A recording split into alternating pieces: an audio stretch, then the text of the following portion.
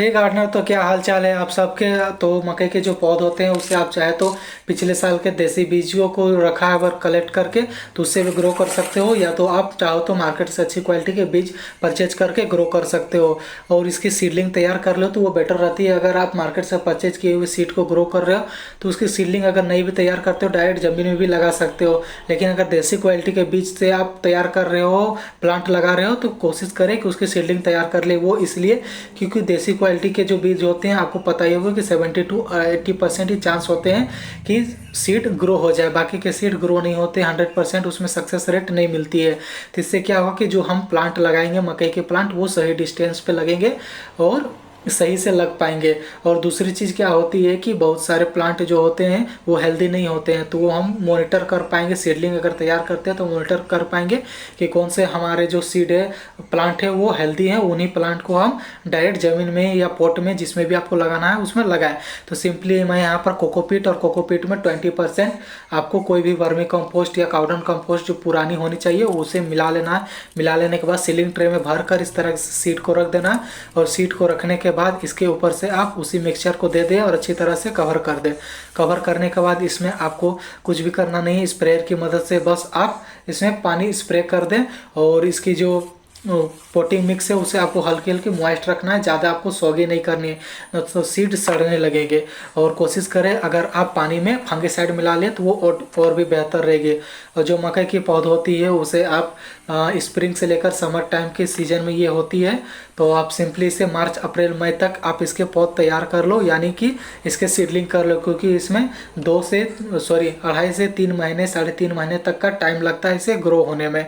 तो इसीलिए आप इसके सही समय पर ग्रो करोगे तो सही समय पर इसकी फ्रूटिंग भी होगी, आप इसे हार्वेस्ट कर पाओगे। तो यहाँ पर आप देख सकते हो कि कितनी अच्छी तरह से सीडलिंग तैयार हो चुकी है। सिर्फ 5 दिन में ही सीड कितनी अच्छी तरह से ग्रो हो चुके हैं। तो इसे अभी कुछ दिन के लिए और रहने देना है। और ध्यान रखें कि जो सीड है उसे आपको हार्श सनलाइट में नहीं रखनी है क्योंकि गर्मी का टाइम होता है इस टाइम। तो इसीलिए शेड में रखें, किसी पेड़ के नीचे, छाँव के नीचे, या पॉली हाउस या तो ग्रीन हाउस नेट के नीचे आप रख सकते हो, या तो विंडो के पास रख सकते हो। अगर आपने अच्छी क्वालिटी के बीज लगाए हैं तो वो 6 से 7 दिन में ही यानी 1 सप्ताह में ही पौधा आपकी तैयार हो जाएगी और वो ट्रांसप्लांट करने के लिए रेडी हो जाएगी, जैसा कि आप यहाँ पर देख पा रहे हो। तो सिंपली मैंने जो कुछ सीड को है वो कुछ प्लांट को मैंने ज़मीन पर लगा दिया है ऑलरेडी। आप यहाँ पर देख सकते हो इस तरह से क्यारी बना लेनी है, आपको नाले बना लेनी है और उसमें आपको पौध को लगा देने हैं। जो एक से जो दूसरी पौध की डिस्टेंस होगी लगभग 1 फीट की आपको रखनी है दूरी, ज़्यादा आपको नहीं रखनी है। इसमें आपको ज़्यादा घनी ये नहीं होती है, तो सिंपली आपको ज़्यादा पौध की दूरी नहीं रखनी है, 1 फीट की रखनी है। और 2 प्लांट को मैंने यहाँ पर रहने दिया है क्योंकि मैं आपको गमले में लगा कर दिखाऊंगा कि किस तरह से पोट में जो कि है कि मकई को भी आप लगा सकते हो। तो यहाँ पर सिंपली नीचे से प्रेस कर निकाल लेना है पौधे को इस तरह से, काफ़ी सावधानी से वो अच्छे से निकाले धीरे से ताकि ये टूट ना जाए। और इसे निकाल लेने के बाद आपको साइड में यहाँ पर रख देना है। उसके बाद आपको मिट्टी तैयार कर लेनी। तो मिट्टी में, और जैसा कि मैंने पहले ही बताया कि नॉर्मल गार्डन सॉइल रहेगा आपका 80% और 20% आप या तो 30% आप कोई भी काउडन कंपोस्ट, ऑर्गेनिक कंपोस्ट दे सकते हो, या वर्मी कंपोस्ट, लीम कंपोस्ट, कोई भी तरह का कंपोस्ट दे सकते हो जो भी आपके पास हो। अगर ना हो तो आप डायरेक्ट मिट्टी में भी लगा सकते हो और कोई भी इनऑर्गेनिक कंपोस्ट भी आप इस्तेमाल कर सकते हो, जैसा कि मैं अभी आपको वीडियो में बताऊंगा। तो सिंपली यहाँ पर मैंने कंपोस्ट ऐड कर लिया है सॉइल में, इसे अच्छी तरह से मिक्स कर लूँगा। मिक्स करने के बाद जो पोट का आप चयन करें तो इसकी जो मकई के जो रूट्स होते हैं वो ज़्यादा डीप में अंदर में नहीं जाते हैं, इसीलिए इसको ज़्यादा डेप्थ वाली यानी ज़्यादा गड्ढे वाली आपको पोट नहीं लेनी है। सिंपली 6 से 7 इंच भी गड्ढी होगी तो काफ़ी है। लेकिन हाँ, आपको एक बात का ध्यान रखना है कि चौड़ाई इसके गमले की कम से कम 10 इंच होनी चाहिए। 10 इंच से कम गमले की नहीं होनी चाहिए एक पौधे के लिए। ध्यान रखें, एक पौधे के लिए अगर 2 से 3 पौधे लगा रहे हो तब जो बड़ी प्लास्टिक की टब होती है उसमें आप 3 पौधे लगा सकते हो। तो ये 10 इंच की पॉट है सिंपली, तो मैं इसी में लगाने वाला हूँ। तो मिट्टी को मैं यहाँ पर फिल कर दूंगा, ड्रेनेज होल में ब्लॉकेज ना हो इसलिए मैंने एक दिए के टुकड़े को नीचे रख दिया है। तो सिंपली मिट्टी को फिल कर लेने के बाद मकई को लगा देना है और फिर उसमें से मिट्टी फिल कर देनी है अच्छी तरह से। और ज़्यादा पानी आपको इसमें नहीं देने की आवश्यकता है।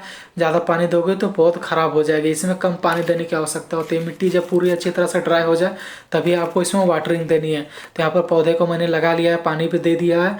अब आपको कुछ नहीं करना है, इसी तरह से छोड़ देना है जब तक इसमें कम से कम 2 से 3 फीट की हाइट नहीं हो जाएगी। उसके बाद में आपको आगे बताता हूँ कि क्या करना है। तो ये सारी चीज़ हो जाने के बाद 15 से 20 दिन के अंदर इसमें एक बार आपको फर्टिलाइज़र दे देनी है, ताकि इसकी जो ग्रोथ है वो जल्दी हो सके और भी अच्छी हो सके। मेरे कंडीशन में ये थोड़ी सी लेट हो गई है, लेकिन आप थोड़ी सी जल्दी ही इसमें फर्टिलाइज़र दे दो, क्योंकि ये पौधे जो है कि बहुत ज़्यादा बढ़ चुके हैं। इससे पहले ही आपको जब 1 से 2 फीट ही रहेगी तभी आपको फर्टिलाइज़र दे देना है।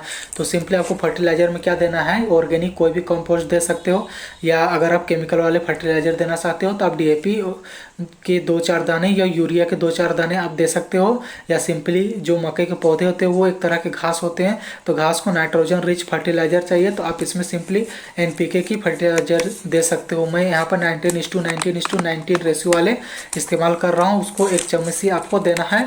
ये आपको कोई भी लोकल स्टोर में 80 से 90 रुपये में 1 kg मिल जाएगी। अगर नहीं मिलती है तो ऑनलाइन वाले मैं परचेज कर सकते हो, मैं उसका लिंक आपको डिस्क्रिप्शन में दे दूंगा। सारे फर्टिलाइज़र के और सीड वगैरह के भी आप सारे चीज़ ऑनलाइन जाके परचेज कर सकते हो। एक बार जरूर जाकर चेक कर लेना। इसे देने के बाद सिंपली मिट्टी को अच्छी तरह से मिला देना है। मिलाने के बाद अच्छी तरह से पानी दे दे, और उसके बाद कुछ भी नहीं करना है। आपको हल्की हल्की मिट्टी को मॉइस्ट रखना है, सूख जाए मिट्टी तभी पानी देना। ज़्यादा आपको पानी सोगी नहीं करना है, तो वो फ्रूटिंग नहीं होगी, पौधे आपके ख़राब हो जाएंगे। तो 1 महीने 23 दिन के बाद देख सकते हो कितनी अच्छी खासे जो है पौधे वो बढ़ चुकी है, और इसमें जो है कि पोलन ग्रेन पे तैयार होने लगी है, जिससे ही हमारी जो है कि आगे फ्रूटिंग होगी।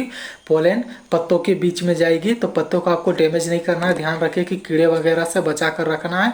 कीड़े अगर लगते हैं तो आप उससे पहले ही नीम ऑयल की स्प्रे कर दो। आपको सिंपली 1 से 2 ml 1 लीटर पानी में आपको नीम ऑयल लेना है और उसे स्प्रे कर दे, ताकि कोई भी इंसेक्ट नहीं लगे।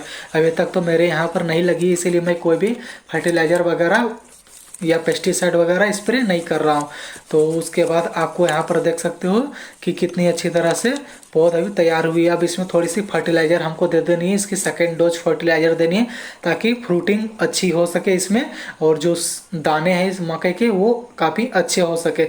इसीलिए तो जो मैंने पहले NPK इस्तेमाल किया था उसी को मैं देने वाला हूँ। अभी जो पहले इस्तेमाल किया उसी को दे देना है।